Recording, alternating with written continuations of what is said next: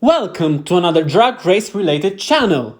In today's video, I'm going to review the fourth episode of Drag Race Italia Season 2, titled Daughters of the Stars. So without further ado, let's get right into the video. Before we get into each queen's performance and their looks, I want to spend a few words on this week's Maxi challenge, in which the queens had to read the cards and read the future of the queens from last season. And it was so great to see the girls from season 1 back. Still, this Maxi challenge was extremely disappointing. It felt so unprepared and unrehearsed. I almost had the feeling that they were planning to have some other Maxi challenge this week, and then something happened and they had to improvise something, and that was the result. It felt really just unrehearsed and unprepared. And so were the queens. Still, I don't think the Maxi challenge is entirely to blame for the underwhelming performances of many queens, because at the end of the day, it was an improv challenge, and drag queens are expected to know how to improv with someone and how to have a back and forth. That's what they do at a drag show at the end of the day. And some queens actually did a great job, La Diamond, and a fine job, such as Nelenia and Skandalov. But yeah, it just felt as a whole like a filler episode, especially after the 3 great ones that we just had. But it happens, and let's hope the next episode is going to be better. But enough of that, let's get right into each queen's performance. I want to start with Skandalov, who was paired for the challenge with Electra Bionic. I think she did a great job. She wasn't the best, but she was the second best. She was kind of funny, she had a good character, she came up with some good ideas, and she had a good chemistry with Electra. Their back and forth was not the best, but it worked, so it was a good job. The runway, I liked the runway. I got the reference right away.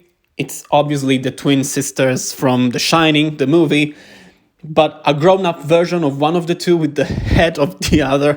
It was funny, it was creepy, it was conceptual, I liked it. What I didn't like were the critiques of Tommaso, who were completely out of place and superficial. Look, he was my favorite judge from season 1, but in this season, it really seems like he's trying too hard to be the fashion expert, and he's really not. Like, I get that he just did a competition show about tailoring, but that doesn't make you Giorgio Armani, sweetie. It really doesn't. He was talking about the shoe who was too chunky and the length of the skirt that made her lose height. And I'm like, okay, but this is not a fashion show, it's a drag queen competition. It has a concept, and I appreciated that they left Chiara's answer to Tommaso in which she said, it's okay for the character, it's in line with the character, it doesn't have to be fashion forward every single time. And I agree with Chiara, and I think this look is appropriate and fun and fine. And someone else who received other superficial critiques from Tommaso is Nelenia about her runway. He was complaining about her dress being creepy and too dark because he's used to see Nelenia as a colorful and funny drag queen. And I'm like, but why is she supposed to be funny all the time? What's the problem with the outfit being dark and creepy? Like, the sign was clear, it was Gemini. And I actually love the fact that she's trying to give us variety, that she came up with something unexpected. I think this runway is so beautiful, so conceptual, and Tommaso was also critiquing about the shape, that he was like, oh, she has like something like a belly and we lose shape. And I'm like, okay, but why does it always have to have a shape? Again, it's a drag queen show, it's not a fashion show. It doesn't have to always be fashion forward and proportionized and with a cinched waist, big boobs, big butt. It can be conceptual, and I think Nelenia did a great job. And in the Maxi challenge, I think she had a great chemistry with Divinity. I just think she was a bit underwhelmed by maybe the Maxi challenge, and she wasn't at her best, but still, it was a fine performance. And then we have Geoffrey, who in the Maxi challenge didn't do good.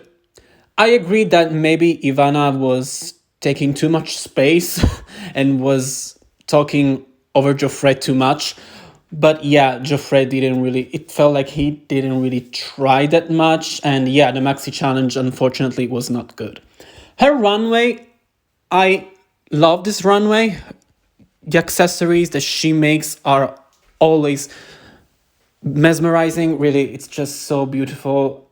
I actually understood the sign right away. Not many people did, but I personally did. And the headpiece and the shoulders, everything is so perfect. What I'm not crazy about is that it's the second week in a row that we get accessories on a black bodysuit. And even though the accessories are astonishing, the black bodysuit is getting a bit tired. But apart from that, the look is pretty good and it's really on brand. So it wasn't her best week, but her runway was still good.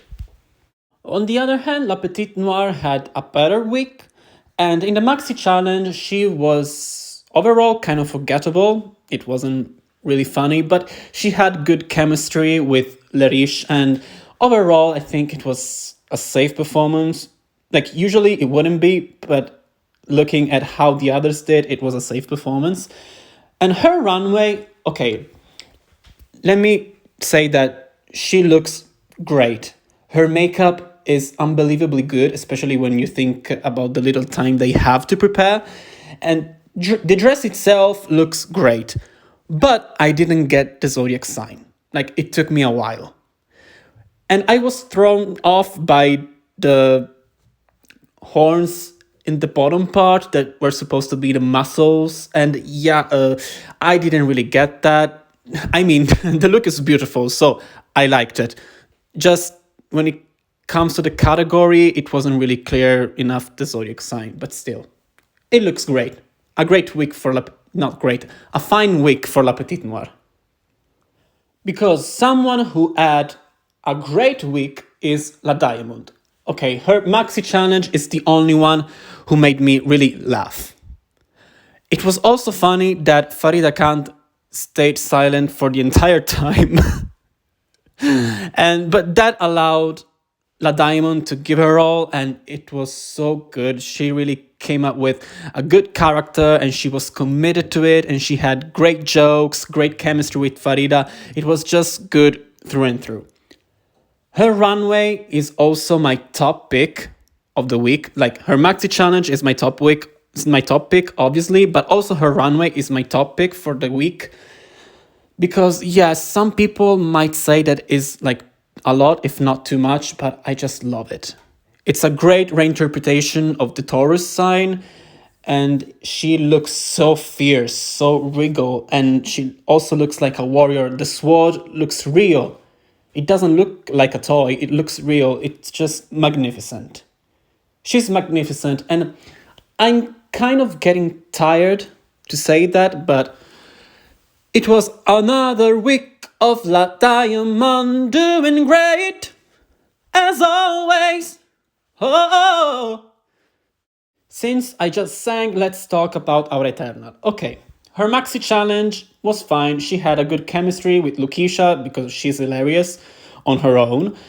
And she had a good character in her mind. She had a few jokes. Some landed, most didn't. But still, she was not the worst. It was fine. Her runway, okay, she looks beautiful. And I don't mind the dress. It just doesn't give me Pisces, sorry.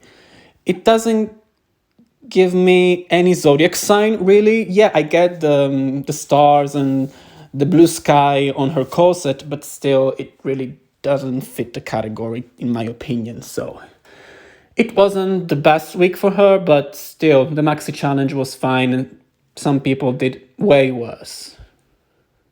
And one of these people is Pantera Virus.